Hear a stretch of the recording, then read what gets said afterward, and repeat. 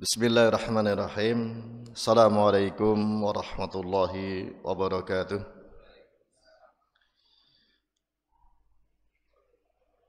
Innal hamdalillah nahmaduhu wa nasta'inuhu wa nastaghfiruh wa na'udzu billahi min shururi anfusina wa min sayyiati a'malina.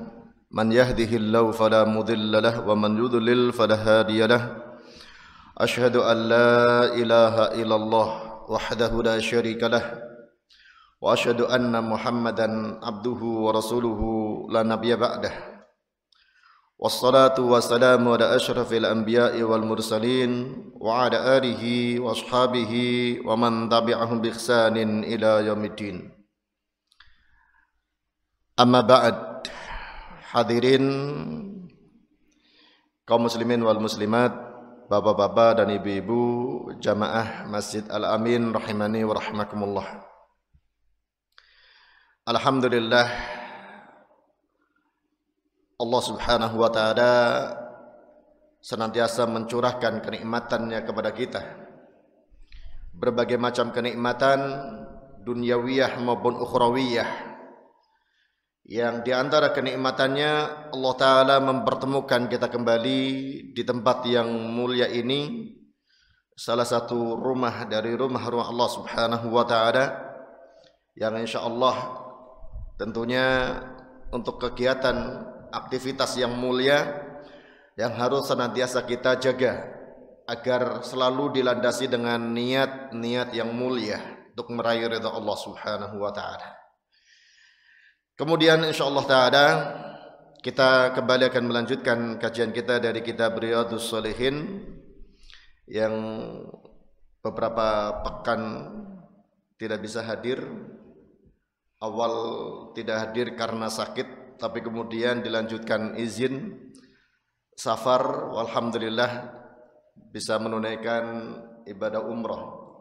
Ya, 2 pekan berhalangan, ya kebetulan ada permintaan dari jamaah teman-teman di Jakarta untuk mendampingi umrah.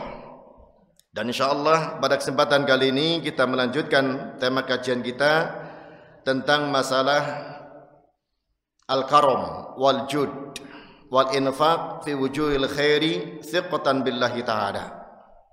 Tentang masalah kedermawanan yang disebutkan oleh Imam Nawawi rahimahullah ta'ala, kedermawanan dan berinfak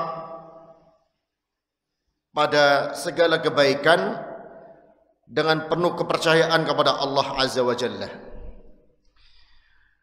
Pada bab ini tentang masalah kedermawanan yang dalam bahasa kita sering diartikan dermawan dengan istilah kemurahan hati atau dengan istilah berbagi.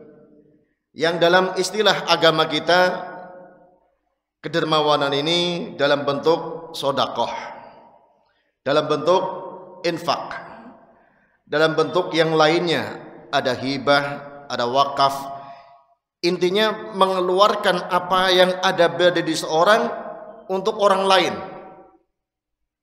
Makanya kemudian Al-Imam Ibnul Qayyim rahimahullah ta'ala dalam kitab Madarijus Salikin, dikutip oleh pensyarah kitab Riyadhus Shalihin di jilid yang kedua, dalam kitab Madarijus Salikin jilid kedua halaman 293, beliau Ibnul Qayyim rahimahullah ta'ala menyebutkan tingkatan-tingkatan kedermawanan. Ya. Ternyata yang namanya kedermawanan bukan hanya dalam satu tingkatan dengan harta saja. Walaupun yang sering terbetik dalam benak kita otomatis disebut dermawan kalau dia suka memberi harta ke orang lain. Ibnul Qayyim rahimahullah ta'ala meluruskan pemahaman yang ada pada diri kita ini dan menyebutkan bahwa al-jud asyru maratib. Dermawan itu ada 10 tingkatan. Yang pertama kata beliau al-judu bin nafsi, dermawan dengan jiwanya, dengan nyawanya, menaruhkan nyawanya untuk kebenaran, untuk membela agama Allah Subhanahu wa ta'ala, seperti yang dilakukan oleh para nabi, para rasul, para sahabat, para tabi'in, dan para pejuang-pejuang Islam. Mereka tidak pelit dengan nyawanya, tidak sayang dengan nyawa yang cuma satu-satunya. Mereka pertaruhkan untuk membela kebenaran, sebagaimana terjadi pada para nabi, para sahabat, para tabi'in, dan para ulama-ulama yang dahulu membela Islam itu bukan sekadar dengan ceramah, bukan sekadar dengan mengeluarkan harta, tapi langsung taruhannya nyawa. Hadirin sekalian rahimani wa rahimakumullah, ini dermawan yang paling tinggi, yang dikatakan al-judu bin nafsi aqsa ghayatul jud. Dermawan dengan jiwa ini setinggi-tinggi puncaknya kedermawanan. Karena yang paling berharga pada seseorang tentunya nyawanya. Karena gak ada ganti, gak ada hal yang bisa untuk menukarnya. Beda halnya dengan yang namanya harta, bisa dicari kembali. Ya, dengan apa yang dimiliki di luar nyawanya bisa diperoleh kembali. Adapun nyawa kalau sudah lepas, ya sudah. Sahabat-sahabat Nabi SAW banyak yang membuktikan kedermawanannya, baik dari keluarga Nabi SAW maupun yang di luar keluarga Nabi SAW. Seperti yang terkenal Hamzah bin Abdul Muttalib yang gugur di perang Uhud, ya, paman Rasulullah sallallahu alaihi wasallam. Beliau mempertaruhkan nyawanya untuk mempertahankan agama Islam yang kita rasakan hari ini. Sebagaimana Rasulullah SAW pun demikian, namun Allah Ta'ala selamatkan. Di perang Uhud beliau sampai terluka, tanggal giginya, keluar darah dari rahangnya. Ini juga merupakan kedermawanan, sampai Nabi SAW mempertaruhkan nyawanya untuk eksisnya agama Islam ini. Ini kedermawanan yang paling tinggi. Dan juga orang-orang tua kita dahulu yang berjuang mempertahankan agama dan negeri ini dari para penjajah. Ya.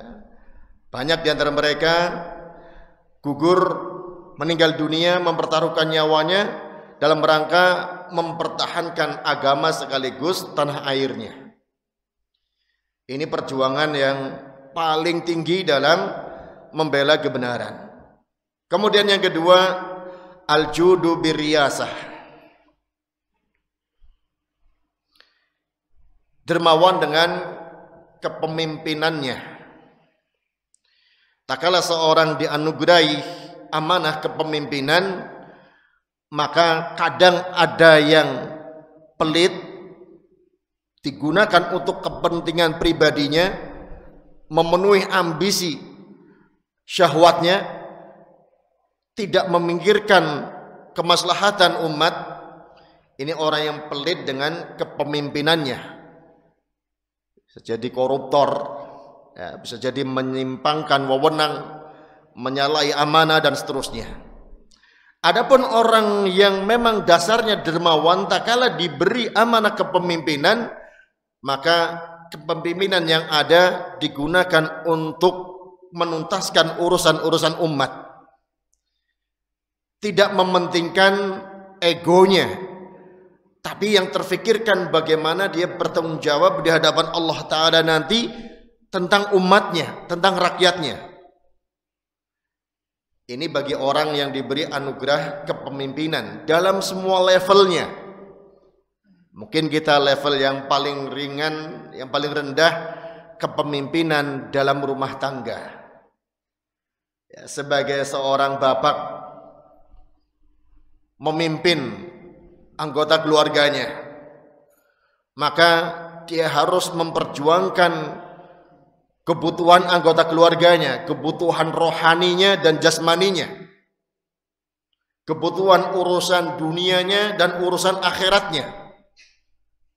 Tidak berleha-leha, tidak bersantai-santai, tak kala kebutuhan-kebutuhan keluarganya yang jadi tanggung jawabnya belum terpenuhi. Jadi yang kadang terbetik dalam pikiran seorang pemimpin ya hanya sejahtera rakyatnya dari si urusan dunia saja. Ini yang keliru. Ya. Pemimpin dalam agama tanggung jawabnya bukan hanya sekadar ekonomi. Ya. Semua urusan rakyatnya, urusan orang yang dipimpinnya, ya tanggung jawab dia. Kullukum ra'in wa kullukum mas'ulun an ra'iyatih. Tiap kalian pemimpin, tiap kalian akan ditanya tentang yang dipimpinnya. Ya betul, masalah kesehatannya, masalah pendidikannya, termasuk masalah kesolehannya, masalah agamanya. Maka tak kala seorang memproklamirkan dirinya sebagai pemimpin, mungkin dari yang terkecil, ya, sebagai seorang bapak, sebagai seorang suami, ya, kalau belum punya anak, berarti masih suami, pemimpin atas istrinya, ya bagaimana dia memimpinnya? Harus mau dermawan dengan kepemimpinannya dalam masalah pendidikannya, dalam masalah mentalnya, dalam masalah agamanya, di samping tentu masalah dunianya, pakaiannya, makannya, tempat tinggalnya. Karena kadang ada orang yang ya, pelit dalam masalah ini, bakhil, sudah dianggap cukup makan, minum, tempat tinggal, ditinggal santai-santai, lebih senang mancing, ya, lebih senang menunaikan hobinya. Padahal dia belum bisa mendidik keluarganya, bagaimana sholatnya, sebelumnya bagaimana wudhunya, sebelumnya lagi gimana akidahnya. Padahal itu tanggung jawabnya. Ya. Katanya kadang yang penting sudah cukuplah sandang papan pangan. Ya. Ini orang yang nggak percaya akhirat. Kalau orang yang percaya akhirat, tanggung jawabnya bukan sekadar itu. Kalau itu tanggung jawab hewan, ya, hewan pun tanggung jawab, ngempani anaknya, ya, ngayomi tempat tinggalnya. Tapi manusia lebih daripada itu. Hadirin sekalian rahimani wa rahimakumullah, ini yang kedua. Kemudian yang ketiga, al-judu bi rahatihi wa rifahiyatihi. Dermawan, murah dengan kenyamanannya dan kesejahteraannya. Artinya, tak kala seorang sudah diberi badan yang sehat, rezeki yang lancar, dia nyaman untuk waktu-waktu istirahatnya, ya, mudah urusan-urusan rezekinya. Namun tak kala ada kemaslahatan umat yang menuntut waktu istirahatnya harus dipakai untuk ngurusi umat, ya, harta lebihnya harus dipakai untuk ngurusi umat. Nah, ini orang yang dermawan. Malam harinya tidur mulai kebiasaannya jam 9, jam 10. Tapi karena dia harus ngantar tetangganya yang sakit ke rumah sakit, melek sampai jam 12 malam. Ini orang yang dermawan dengan waktu istirahatnya yang dia berikan untuk kemaslahatan tetangganya. Ada musibah, banjir misalnya, ini di tempat-tempat tertentu musim hujan ini rawan banjir, ya.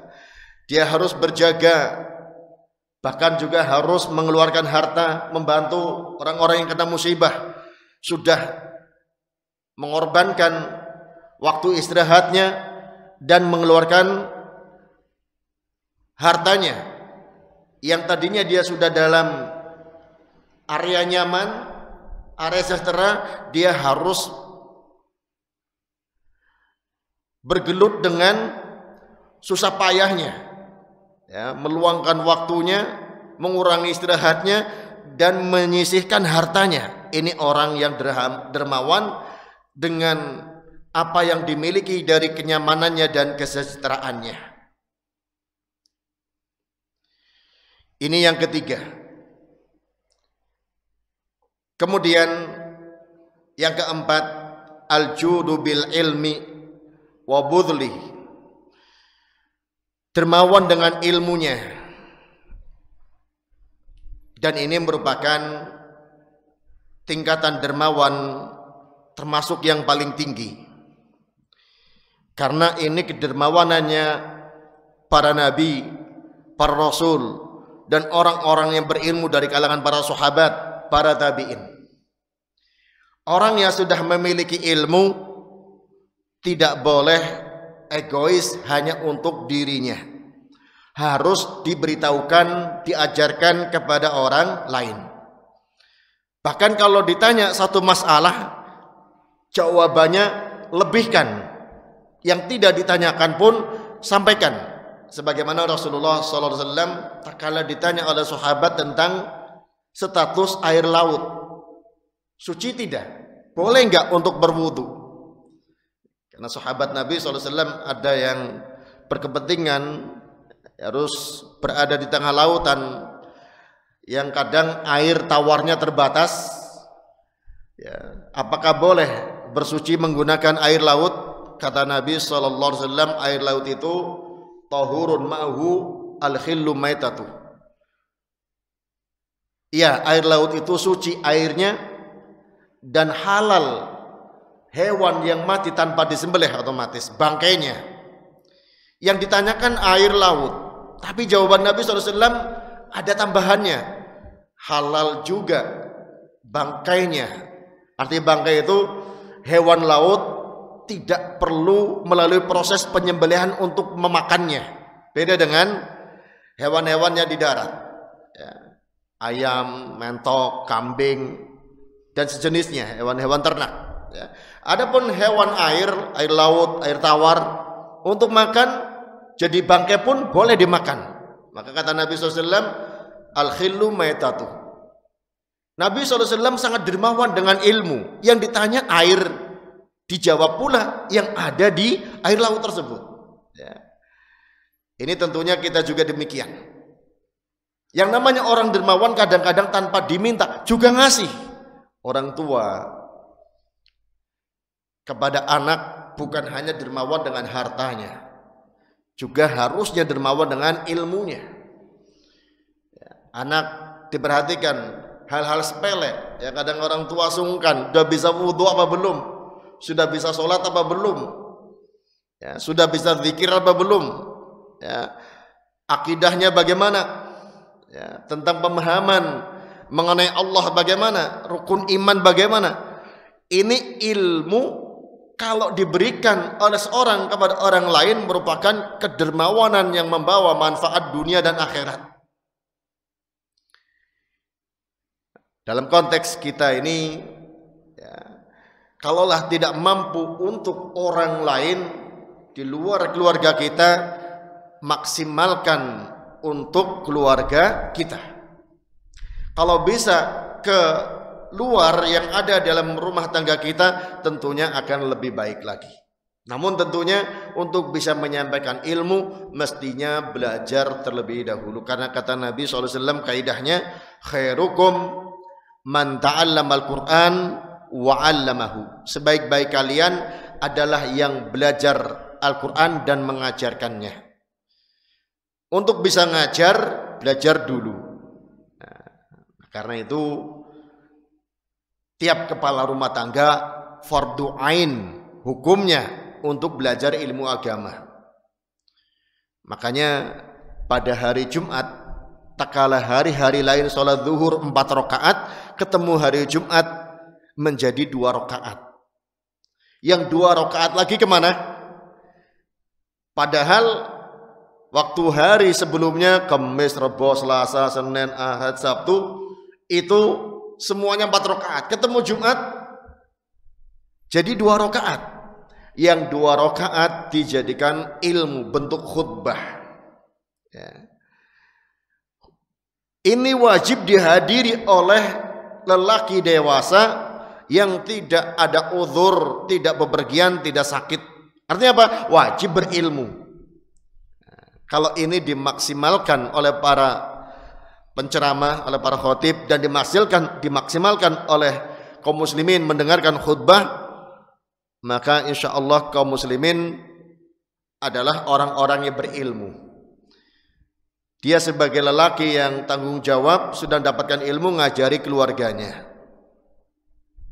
Tak kala dia mengajarkan ilmu, maka akan dapat pahala yang mengalir bagi dia. Walaupun dia sudah meninggal dunia, sudah dikuburkan di alam kubur, selagi belum terjadi hari kiamat, maka pahalanya mengalir terus menerus kepada dia. Banyak hadis yang menyebutkan hal ini. Maka peran orang tua, peran kepala rumah tangga yang paling penting, kedermawanannya bukan sekadar harta. Justru kalau tidak diiringi dengan kedermawanan ilmu, harta seringkali merusak pemiliknya. Apalagi yang belum stabil kejiwaannya, anak-anak kita. Yang sudah stabil saja kadang-kadang hati berbolak-balik, kadang kena pikiran yang merusak, digunakan untuk maksiat waliyadzubillah. Maka harta yang diberikan orang tua perlu ada bimbingan, perlu ada arahan dengan ilmu itu tadi.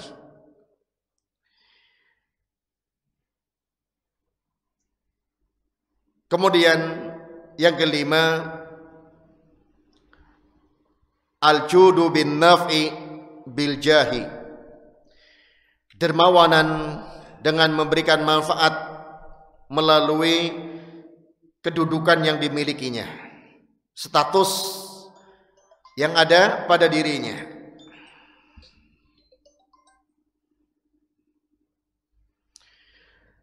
Kalau seorang memiliki pengaruh, ditokohkan, hingga pengaruhnya dan ketokohannya bisa untuk membantu orang yang memerlukan, jangan digunakan untuk meraup keuntungan pribadi. Ya, anaknya pengen jadi PNS karena dia pengaruh, tinggal lobby ke atasannya. Ya. Ini orang yang memanfaatkan pengaruh ketokohannya untuk urusan pribadinya. Harusnya kalau dia dianggap orang yang ya, berpengaruh, punya harisma, ucapannya didengar, tanda tangannya masih laku, maka gunakanlah untuk menolong orang-orang yang memerlukannya. Ada anak yatim gak bisa belajar, carikan tempat untuk bisa belajar. Ada orang mampu, ada orang yang tidak mampu, anaknya sulit untuk belajar karena nggak memiliki dana untuk masuk ke suatu pendidikan, maka mestinya dengan pengaruhnya dia bisa melobi, mencairkan bantuan untuk orang yang tidak mampu seperti ini. Nah, ketokohan seorang ini bisa menyeret kepada hal yang membawa manfaat dunia dan akhirat, atau sebaliknya bisa menyeret kepada hal yang merusak, mendatangkan dosa bagi dia dunia maupun akhirat. Dan ini terbukti banyak ya. Karena kadung jadi tokoh dipercaya malah menyelewengkan kepercayaan yang ada pada dia. Tidak sedikit ya, tokoh, apakah sebagai tokoh agama ataukah tokoh masyarakat, ya tidak memanfaatkan untuk kemaslahatan umat, justru untuk kemaslahatan diri dan keluarganya. Kadang menyelewengkan bantuan sosial karena dipercaya orang ini dikenal amanah, justru malah dia manfaatkan. Ya. Wal'iyadzubillah. Yang harusnya dia berikan kepada orang yang berhak, dia hanya salurkan kepada orang yang dia sukai, bisa jadi orang mampu. Nah, ini yang kelima. Mestinya seorang tak kala diberi anugerah oleh Allah berupa ketokohan atau kedudukan di tengah masyarakat, gunakan untuk membantu orang-orang yang membutuhkan. Kemudian yang keenam, al-judu binaf'il badan ala ikhtilafi anwa'ihi. Dermawan dengan memanfaatkan badan sesuai dengan fungsinya, sebagaimana kata Nabi SAW dalam hadis yang sahih, yusbihu ala kulli sulama min ahadikum sadaqah. Tiap pagi salah satu dari kalian, dari setiap persendiannya ada nilai sedekah. Persendian yang ada pada badan kita berpeluang mendatangkan pahala sedekah. Di antaranya kulla yawmin tatlu'u fihi syamsu ya'dilu baina itsnaini sedekah. Saat matahari terbit, seseorang mendamaikan antara dua orang yang bertikai, itu sedekah. Mencairkan kebekuan hubungan seorang dengan kawannya, itu sedekah. Ya. Melerai pertikaian, itu sedekah. Mengakurkan hubungan suami istri, itu sedekah. Ini merupakan kedermawanan. Ya. Kalau orang punya kemampuan diplomasi, punya kemampuan lobby untuk mendamaikan dua pihak yang bertikai, ini sedekah yang besar. Meskipun kadang memang memerlukan pengorbanan waktu, pikiran, tenaga, juga sekaligus harta. Kemudian wa yu'inu ar-rajulu fi dabatihi fayahmiluhu 'alaiha aw yarfa'u lahu 'alaiha mata'ahu shadaqah. Seorang membantu orang lain untuk naik kendaraan atau mengangkat barang-barangnya ke kendaraan, ini adalah sedekah. Di kampung ini sering mengalami seperti ini. Ada bapak-bapak sudah tua bawa ya, padi kalau musim panen, ngangkat ke sepeda itu kesusahan. Membantu mengangkatkan barang bawaannya ke kendaraannya, ini sedekah. Ya. Tapi semua itu nanti akan disebutkan batasannya, kalau itu untuk meraih ridha Allah Subhanahu wa taala. Untuk meraih ridha Allah Subhanahu wa taala. Karena ada orang yang suka kelihatannya gemar sekali nolong, tapi memang itu kerjaannya untuk dapat menumpang, ya. Calo misalnya, kernet misalnya, kondektur misalnya, ya memang kerjaannya itu untuk dapat upah. Di sini innamal a'malu binniyat, masing-masing amalan tergantung niatnya.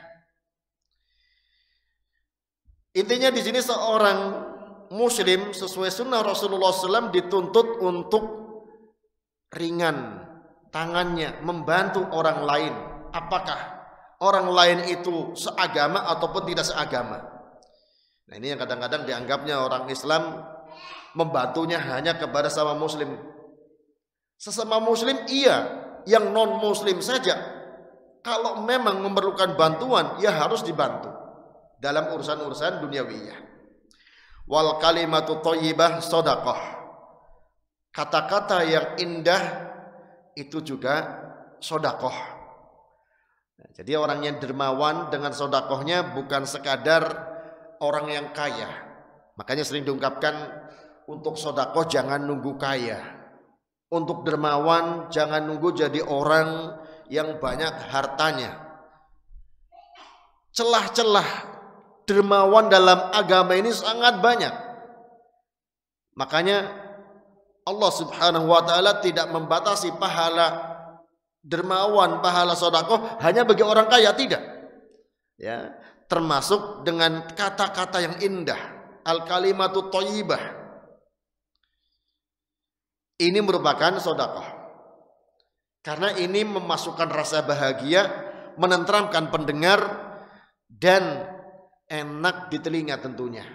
Al kalimatu thayyibah membuat orang senantiasa husnudzon dan menghindarkan dari suudzon. Tapi kalau sebaliknya, al kalimatu sayyi'ah, ya, membuat jengkel hati orang, memekakkan telinga, membuat orang suudzon. Kalau kata-katanya jelek, ya. Walaupun kadang ada mengatakan, walaupun kata-katanya kasar, jelek, tapi hatinya baik. Nah, siapa yang tahu isi hati orang, ya kan? Maka ungkapkanlah dengan kata-kata yang indah, membuat orang husnudzon, membuat orang bahagia. Kemudian wa bikulli khutwatin yamshiha ar-rajulu ila sholati shadaqah. Tiap langkah kaki yang diayunkan untuk berjalan menuju sholat adalah sedekah. Disebutkannya sholat, bisa jadi di masjid, dan ini kelazimannya. Bisa jadi tempat yang disepakati untuk sholat. Di tempat kita namanya bisa jadi musola, langgar, ya. Kalau di perkantoran ya aula, ya. Tapi memang langkah kaki kita untuk menuju sholat. Nah, jadi jangan ngeluh kalau kita capek jalan kaki dari tempat tinggal kita menuju tempat sholat kita. Ya. Ini ungkapan dari orang yang paling jujur sedunia sepanjang hayat, Nabi kita Muhammad sallallahu alaihi wasallam. Kemudian wa yumitul adza anit tariqi shadaqah, menyingkirkan gangguan, apapun bentuk gangguan tersebut dari jalan adalah sedekah. Hadirin sekalian rahimani wa rahimakumullah, ini yang disebut manfaat dari badan kita. Manfaat dari anggota tubuh kita mendatangkan sedekah. Kemudian yang ketujuh, al-judu bil irdi, dermawan dengan kehormatannya, yaitu menjadi orang yang berlapang dada, tidak mudah menuntut balas kepada orang yang mencaci makinya atau menuduhnya atau melakukan penistaan kepada dirinya. Dia jiwanya tenang, tidak kemudian mendengar cacian balas dengan cacian, mendengar hinaan balas dengan hinaan. Bahkan kadang-kadang ada ungkapan fitnah lebih kejam daripada pembunuhan. Jadi balasannya lebih kejam. Ya. Ini keliru. Kata-kata al-fitnatu asyaddu minal qatl, fitnah di situ maksudnya adalah kesyirikan. Tapi sering digunakan dalam bahasa kita untuk membalas perbuatan jelek orang lain kepada diri kita. Kita balas dengan yang lebih jelek. Ini keliru. Justru mestinya kejelekan pertama kali untuk meredamnya adalah dengan dimaafkan. Bukan dibalas, tapi dimaafkan. Karena kalau langsung dibalas, balas lagi. Ini balas lagi, maka tidak selesai-selesai.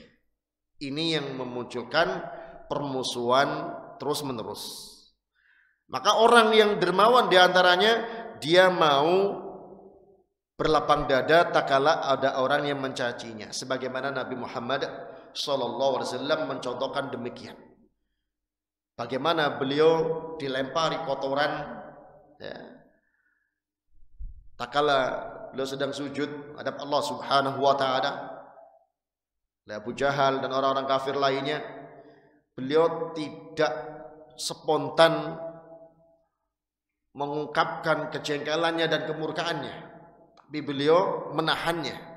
Dan akhirnya pun tak kala beliau berkuasa saat Fathu Mekah, beliau dengan dermawannya memaafkan semua orang yang pernah menyakitinya. Dan itu menjadi pintu masuk Islamnya penduduk Makkah dengan berbondong-bondong. Ada salah satu sahabat, tak kala pagi hari dia berdoa, Allahumma innahu la mala li atasaddaqu bihi 'alan nas. Ya Allah, aku tidak memiliki harta yang aku bersedekah dengannya pada manusia. Wa qad tasaddaqtu 'alaihim bi'irdi. Akan tapi aku bersedekah kepada manusia dengan kehormatanku. Faman syatamani aw qadzafani fahuwa fi khillin. Barang siapa mencelaku atau menuduhku, sudah aku maafkan. Tanpa minta maaf, dimaafkan. Ini orang yang sangat berbesar hatinya, berjiwa besar, berlapang dada. Nabi SAW mendengar doa sahabat ini, beliau mengatakan, man yastati'u minkum an yakuna ka Abi Damdam. Siapa di antara kalian yang mampu bersikap seperti sahabat yang bernama Abi Damdam tadi, memaafkan orang yang mencelanya, menghinanya.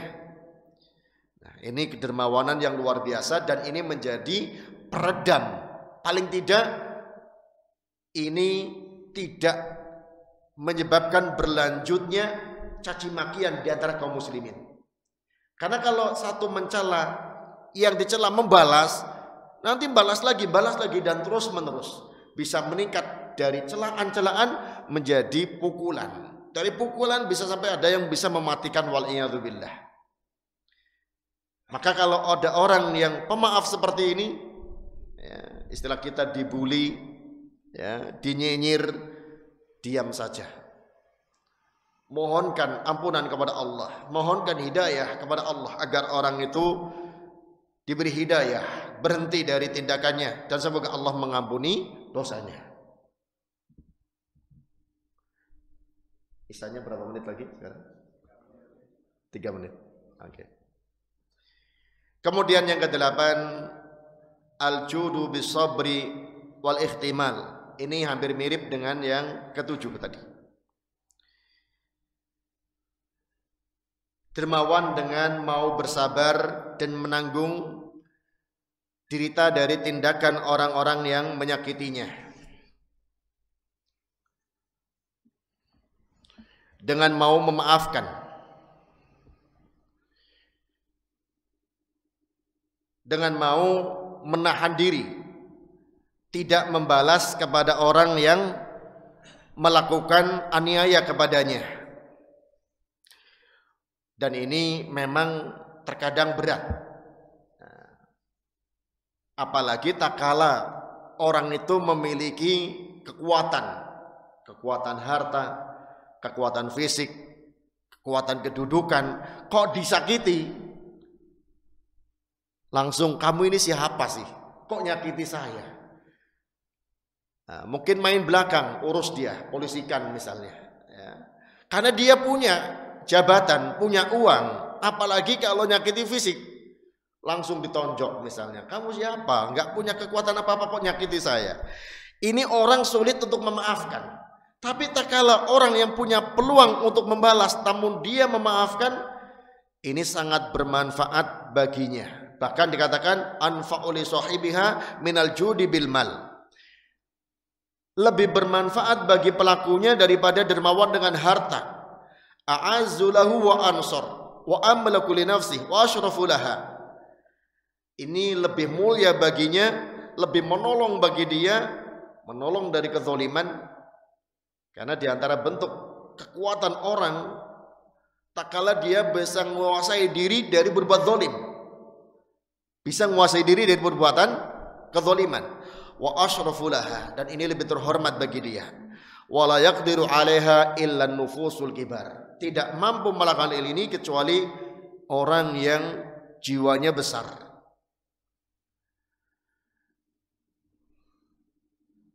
Hadirin sekalian rahimani wa rahimakumullah.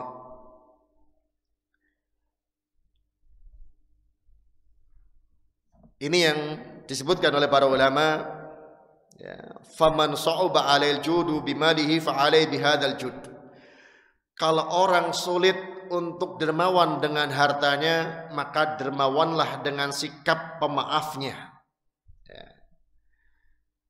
Kalau orang tidak mampu dermawan dengan hartanya karena memang miskin, tidak memiliki harta, maka berupayalah jadi orang yang dermawan dengan apa yang ada padanya.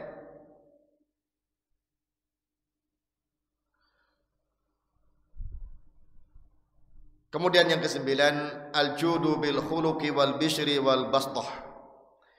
Yang ke-9, dermawan dengan akhlak mulianya, dengan keceriaannya, dan dengan senyumnya. Dan ini lebih tinggi daripada dermawan dengan kesabaran. Kalau sabar itu hanya menahan lisannya, tidak mencaci maki, menahan anggota badannya, tidak menyakiti orang yang menyakitinya. Kalau yang ke-9 ini ada orang yang suka menghinanya, ketemu dengan dia tetap berusaha untuk senyum, tetap berusaha untuk ceria. Nah, ini yang sulit, ya. Sabar saja sulit, apalagi ditingkatkan dengan tampilan yang menyenangkan di hadapan orang yang suka menyakitinya. Kata Nabi SAW, la tahkiranna minal ma'rufi syai'an. Janganlah engkau sekali-kali meremehkan kebaikan walaupun sangat sedikit. Walau antal ko akhaka wa wajhuka munbasitun ilaih. Walau sekadar engkau berjumpa dengan saudaramu dalam keadaan wajahmu ceria kepadanya. Saudara kita kadang ada yang menyakiti, menipu dalam dagangan kita, ya, nyakiti, nyerobot batas tanda kita, menyakiti, menfitnah kita, bicarakan kita sesuatu yang tidak ada kenyataannya dan seterusnya. Tapi tak kala ketemu, upayakan tetap senyum. Nah, ini yang luar biasa. Nah, kalau mampu seperti ini, walau antal ko akhaka wajhuka munbasutun ilai, ini sedekah yang sangat tinggi. Kalau senyum kepada orang baik gampang, ya. Senyum kepada orang dermawan yang sering ngasih kepada kita, nah ini sudah otomatis, ya, tuntutan ini. Tapi senyum kepada orang yang tidak suka kepada kita, yang suka nyakiti kepada kita, inilah yang berat. Itulah kedermawanan. Yang terakhir, yang ke-10 sebelum adzan sedikit nih, al-judu bitarkihi ma fi aidin nasi alaihim. Dermawan dengan tidak meminta-minta terhadap apa yang ada pada manusia, pada orang lain. Tidak celamit istilah kita, ya. Tidak noleh, tidak melirik-melirik pada apa yang dimiliki orang lain. Tidak ada rasa tamak, tidak ada keinginan untuk diberi, dikasih oleh orang lain. Artinya apa? Dia harus mandiri, dia harus merasa hanya Allah Ta'ala yang memberinya. Adapun kalau kemudian diberi, yaitu, ya, Ada sedekah tanpa ada permintaan dari dia, ada pemberian tanpa ada permintaan dari dia, ya ini mestinya diterima dengan penuh kehormatan. Ini 10 bentuk kedermawanan disebutkan oleh Ibnul Qayyim rahimahullah ta'ala. Dan insyaallah kita lanjutkan nanti setelah adzan Isya. Silakan muadzin.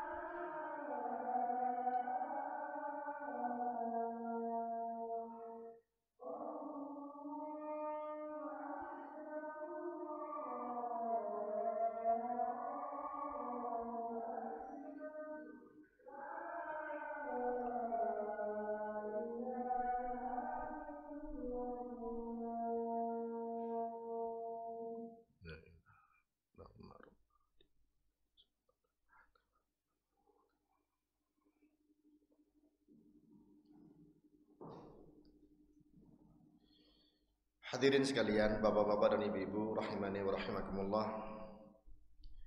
Dari 10 macam ini semuanya ini harus dilandasi dengan keyakinan kepada Allah Subhanahu wa taala. Kalau kita tunaikan untuk meraih ridha Allah Subhanahu wa taala, pasti Allah taala akan menggantinya. Yang menjadi keyakinan kita bahwa kedermawanan tersebut yang akan mengganti adalah Allah Subhanahu wa taala. Maka yang diharapkan bukan kompensasi dari manusia, bukan nama baik, bukan citra. Ya. Kadang kan orang berbuat baik demi citra baiknya nanti setelah mati. Sampai diungkapkan gajah mati meninggalkan gading. Kalau macan mati meninggalkan belang, manusia mati meninggalkan nama katanya ya. Keliru. Kalau itu yang ditanamkan membuat orang beramal untuk dapatkan nama baik. Mungkin dia dapatkan di dunia, masuk dalam daftar pahlawan misalnya, masuk dalam daftar tokoh di kampungnya. Harusnya ini entah disengaja atau tidak, ungkapan-ungkapan seperti itu merusak akidah kaum muslimin. Orang mati meninggalkan amalan, ya kan? Bukan meninggalkan nama. Amalannya untuk apa dia lakukan? Dilandasi apa dia beramal? Kadang kita terbawa ya dengan ungkapan yang sudah turun temurun. Dan itu perlu diluruskan. Allah Ta'ala mengatakan wa ma anfaqtum min syai'in fa huwa yukhlifuh dalam surah Saba ayat 39. Apapun yang kalian infakkan, apapun ya, wa ma anfaqtum min syai'in, sebagaimana yang kita sebutkan tadi ya, mungkin jiwa kita, mungkin pengaruh kita, mungkin kepemimpinan kita, mungkin kehormatan kita, mungkin gerak-gerik anggota badan kita dan seterusnya. Fa huwa yukhlifu, dia Allah Ta'ala yang akan menggantinya. Ini yang perlu diingat, dia Allah Ta'ala yang akan menggantinya, bukan manusia. Kalau orang meyakini ini, maka dia akan berusaha betul-betul memurnikan niat dalam kedermawanan dengan segala jenisnya tadi hanya untuk meraih ganti dari Allah Subhanahu wa Ta'ala. Nah, ini yang perlu ditanamkan pada diri-diri kita, dalam hati-hati kita, dan kepada anggota keluarga kita, pada kawan-kawan kita. Ya, karena seringkali yang ditanamkan oleh sebagian orang di zaman sekarang, kalau kamu sekarang jadi orang baik, nanti kamu dikenangnya juga di orang baik. Ya, dikenang oleh manusia, ini keliru lagi. Ya. Tanpa ada keinginan dikenang oleh manusia, kalau orang itu ikhlas karena Allah, orang targetnya, fokusnya adalah ridho Allah, Allah akan membuat manusia ridho kepadanya. Banyak disebutkan dalam hadis, barang siapa mencari ridho Allah, walaupun dengan dibenci oleh manusia, akhirnya Allah ridho kepadanya dan Allah akan membuat manusia ridho kepadanya. Nabi kita Muhammad SAW awal berdakwah tetap mencari ridho Allah walaupun dimusuhi oleh banyak orang, walaupun harus terusir dari kota Mekah, pindah ke Madinah, harus berperang melawan banyak orang dalam rangka mencari ridho Allah Subhanahu wa Ta'ala. Meninggal dunia tetap konsisten mencari ridho Allah, akhirnya Allah pun membuat manusia ridho. Sampai sekarang orang-orang kafir pun yang objektif tetap mengakui kehebatan Nabi kita Muhammad sallallahu alaihi wasallam. Walaupun mereka kafir, tidak mengikuti, tapi objektif. Itu sudah ada di zaman Nabi. Abu Thalib, ya. Abu Thalib itu tidak masuk Islam, tapi objektif ngakui kebenaran Nabi Muhammad sallallahu alaihi wasallam karena ketulusannya dan keikhlasan beliau dalam mencari ridha Allah Subhanahu wa Ta'ala. Sekarang kita pun mestinya demikian. Ya, makanya ditanamkan keyakinan bahwa apapun yang kita keluarkan dari diri kita, yakinilah Allah Ta'ala yang akan menggantinya. Orang yang bersedekah ditanamkan oleh Nabi SAW tidak akan berkurang hartanya. Walaupun itu sebetulnya bertentangan dengan ilmu matematika. Orang punya uang 10 juta, diinfakkan 2 juta. Ilmu matematika mengatakan berkurang menjadi 8 juta, iya kan? Tapi kata Nabi SAW, mana qasad sadaqatun min malin. Sedekah tidak mengurangi harta. Karena ternyata setelah itu, kalau dia yakin, Allah akan ganti sesuai dengan keyakinannya dan ketakwaannya. Ya. Dari arah bisa jadi yang tidak disangka-sangka. Dan saya sering merasakan kenyataan seperti ini. Mungkin juga saudara-saudara sekalian, bapak-bapak dan ibu-ibu, ya sering merasakan kalau betul-betul dia mau memberikan suatu karena Allah, berbagi, apakah untuk kaum muslimin, apakah untuk masjid atau untuk pondok, untuk apa, dia mau bersedekah, ada ganti dari arah yang tidak disangka-sangka yang jauh lebih banyak jumlahnya. Ya. Tentunya tak kala dia memiliki sebab. Ya, dia orang yang bekerja, dia orang yang dagang, dagangannya jadi laris, kerjanya lancar dan seterusnya. Dengan sebab sedekahnya, apakah sedekah dengan 10 jenis yang kita sebutkan atau dengan yang lain, dengan ikhlas maka akan Allah Ta'ala ganti. Ini harus jadi keyakinan. Bisa jadi di dunia dan pasti di akhirat. Ya, di dunia juga banyak gantinya. Ya. Allah Ta'ala kemudian mengatakan, wa ma tunfiqu min khairin fali anfusikum. Apapun yang kalian infakkan dari kebaikan, itu untuk diri kalian sendiri. Kebaikan dalam bentuk sebagaimana diterangkan oleh Ibnul Qayyim tadi, ya, semua kebaikan dengan berbagai bentuknya itu hakikatnya li anfusikum, untuk diri kalian sendiri. Ya. Allah Ta'ala tidak butuh apapun dari makhluknya. Justru kitalah yang butuh kepada Allah Subhanahu wa taala. Tapi dengan syarat wa ma tunfikuna illa ibtigha'a wajhillah.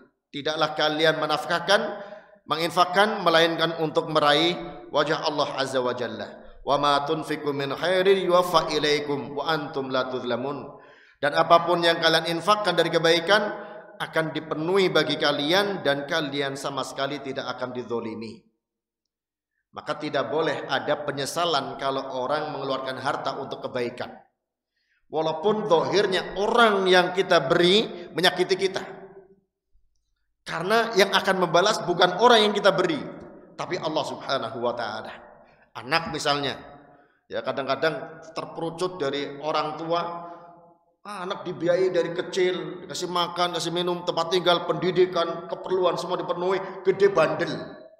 Ngerti kayak gini pencet dari kecil ya. Seolah nyesal dengan pemberiannya. Padahal yang akan ganti bukan anak itu, tapi Allah Subhanahu wa taala. Makanya diingatkan ya ayyuhalladzina amanu la tubtilu shadaqatikum bil manni wal adha. Wahai orang-orang beriman, jangan gugurkan sedekah-sedekah kalian dengan ngungkit-ungkit dan dengan menyakiti orang yang mendapatkan sedekah tersebut. Jangan ada ungkapan ditulung malah mentung. Betul itu banyak terungkap, tapi salah. Kalau ditulung mentung ya sabar. Ingat yang akan ganti Allah. Kalau diungkapkan itu hilang pahalanya malah. Seolah-olah dia bersedekah ingin ditulung oleh orang yang kita bantu.